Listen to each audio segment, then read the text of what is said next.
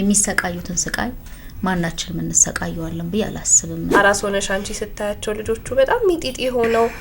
ማያድጉ መስለው ለጎረቤትም አይነገርም ወለደች አይደል ከዛ ጠፋባት አይ በቃ አድጉም ብሎ ማሰብም ሊኖር ይችላል ከ2.5 እስከ 4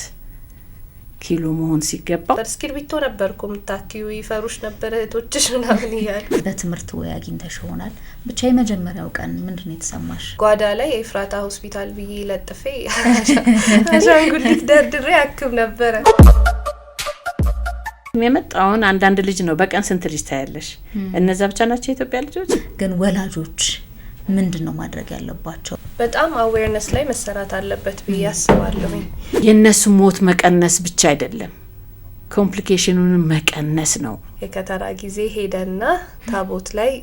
ተሳለ እነሱም እየተረባረቡ ነበር ያኔ ሆስፒታል ውስጥ ሳክማቸው የነበረውን ልጆች ወልደው ልጆቻቸውን ሁሉ ማከም ጀምረዋል